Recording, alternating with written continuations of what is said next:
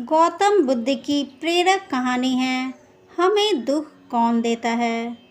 बुद्ध की कहानियाँ भले ही आज की ना हो, पर उनके कथ्य मानवीय भावों से जुड़े हुए हैं, इसलिए वे आज भी हमारा मार्गदर्शन करती हैं। एक बार महात्मा बुद्ध किसी गांव में प्रवचन दे रहे थे। वे अपनी बात को समाप्त करते हुए बोले, मानव के दुख का कारण है स्वयं को किसी से बांधना। जहाँ भी मोह होता है, बंधन होता है, वहाँ दुख स्वयं ही उत्पन्न हो जाता है। अतः अपने बंधनों को जानें और उनसे बाहर निकलने का प्रयास करें।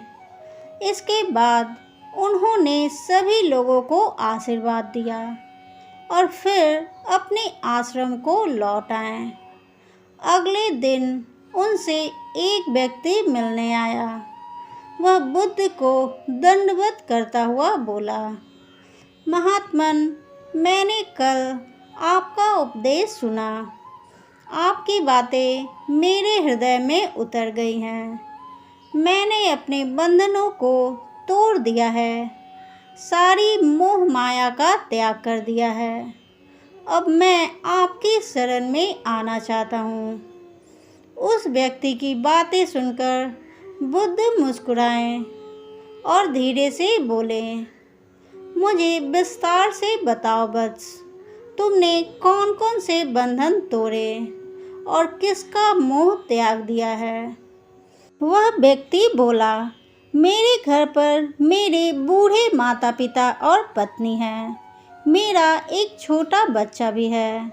मेरी पत्नी बहुत बीमार रहती है। उसके कष्ट देखकर मैं अक्सर सोचता रहता था कि वह मर जाए तो उसके कष्ट दूर हो जाएं। उसकी वजह से मैं बहुत दुखी रहता हूँ।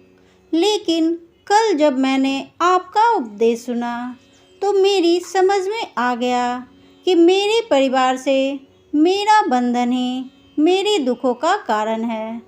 अगर मैं इसके चक्कर में पड़ा रहूँगा तो कभी सत्य को नहीं जान सकूँगा। इसलिए मैं अपने घर को त्याग कर आपके पास आया हूँ।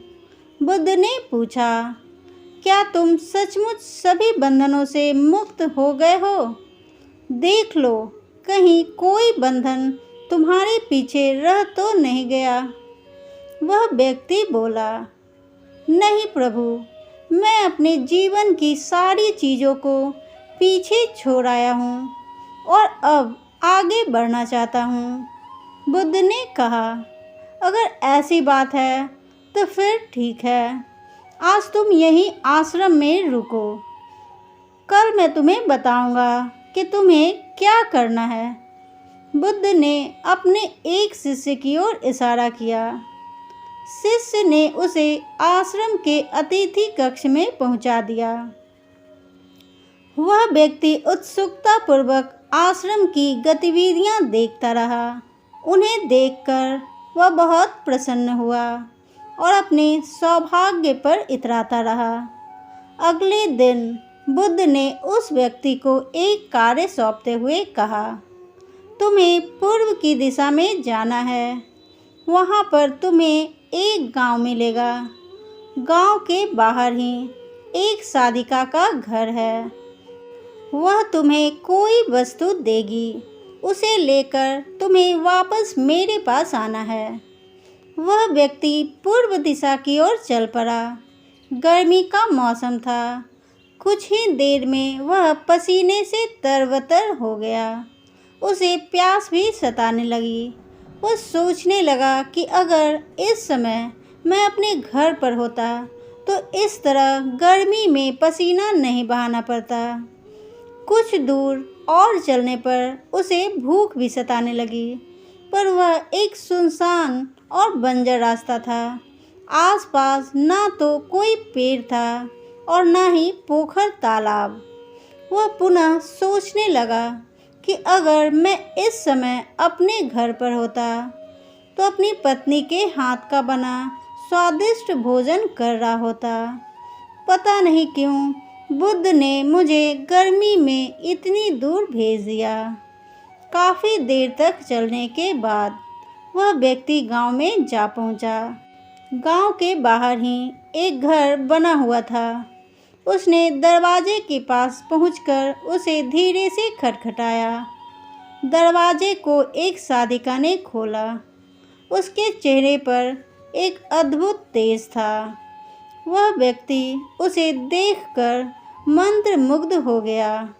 साधिका ने उसे अभिवादन करते हुए कहा, मैं जानती हूँ कि आपको बुद्ध ने भेजा है, आप अंदर आ जाएं।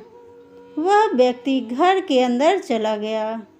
साधिका के कहने पर उसने पानी से हाथ मुंह धोया और एक चटाई पर बैठ गया। साधिका ने उसके सामने भोजन की थाली रख दी। वह जल्दी जल्दी भोजन करने लगा।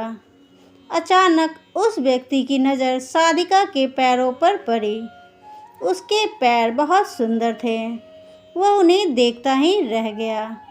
तभी साधिका ने उसका ध्यान भंग किया। वह बोली, जिस व्यक्ति को बुद्ध के चरणों में स्थान मिल जाता है, फिर उसे किसी अन्य के चरणों की आवश्यकता नहीं पड़ती। साधिका की बात सुनकर वह व्यक्ति लज्जित हो गया और नज़रें नीची करके चुपचाप भोजन करने लगा। भोजन करने के बाद साधिका ने कहा, आप बहुत दूर से आए हैं, थक गए होंगे, यहीं चटाई पर लेट जाएं, मैं पंखा कर दूंगी। वह व्यक्ति बहुत थका हुआ था। वह चटाई पर लेट गया और अपनी आंखें बंद कर ली। साधिका उसे पंखा करने लगी, पर लेटने के बाद भी वह व्यक्ति को चैन नहीं आया। उसने धीरे से अपनी पलकों को खोला और चोर नज़रों से साधिका को देखने लगा। वह सोचने लगा, यह स्त्री कितनी सुंदर है, इसकी वाणी कितनी मोहक है। अगर यह मेरी पत्नी होती तो मेरा जीवन स्वर्ग बन जाता। साधिका इसके मन की बात समझ गई। वह बोली, शरीर में कुछ नहीं रखा है, यह केवल मांस, मज्जा और अस्थियों का जोड़ है। जो व्यक्ति इसके आकर्षण से मुक्त हो जाता है, वही सत्य को प्राप्त कर पाता है। यह सुनकर वह व्यक्ति घबरा गया। वह चटाई से उठ बैठा और बोला, अब मुझे बुद्ध के पास जाना चाहिए। कृपया आप मुझे वह सामान दे दें जिसके लिए बुद्ध ने कहा था। साधिका ने मुस्कुराकर जवाब दिया, बुद्ध ने आपको जिस कार्य के लिए भेजा था वह पूर्ण हो चुका है। साधिका की यह बात उस व्यक्ति को समझ में नहीं आई। वह दरवाजे की ओर बढ़ चला। दरवाजे के पास पहुंचकर वह एक क्षण के लिए रुका और पलटकर बोला, क्या आप अंतर्यामी हैं? आपने मेरे मन की बातें कैसे समझ ली?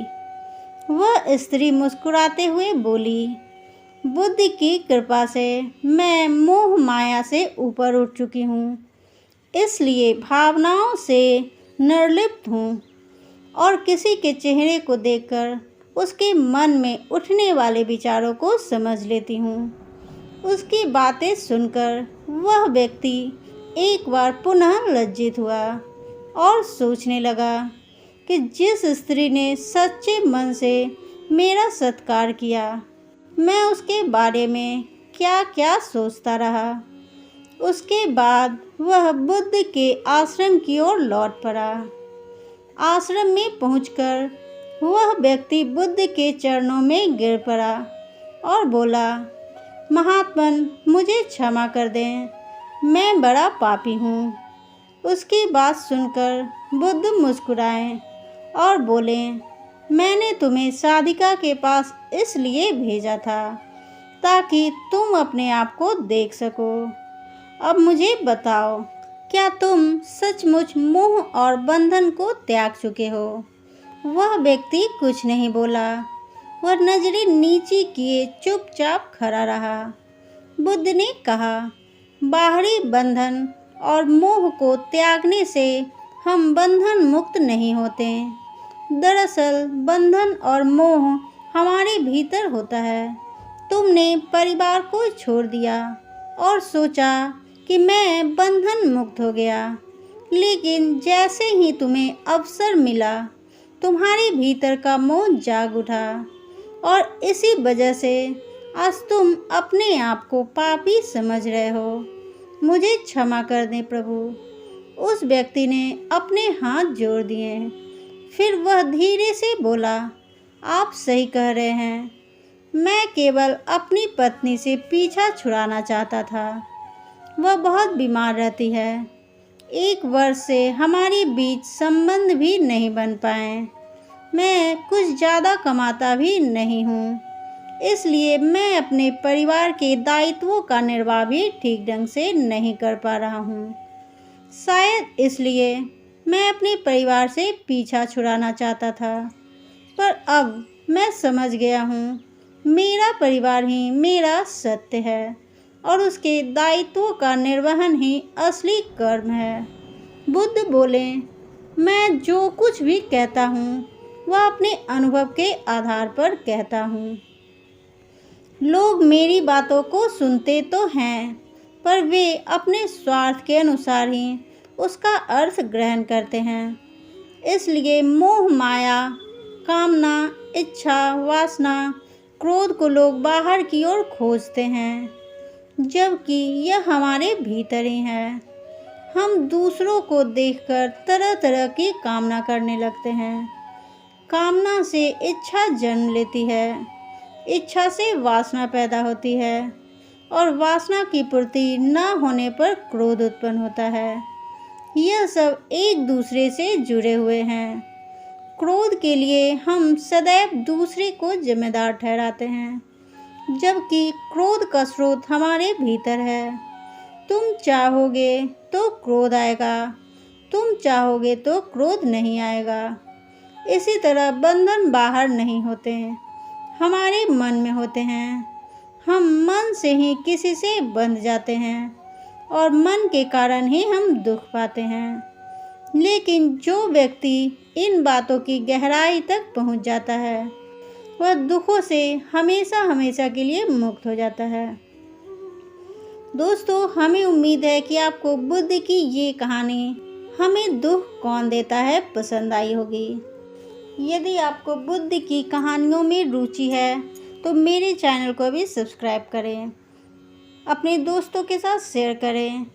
मेरी वीडियो देखने के लिए बहुत बहुत धन्यवाद।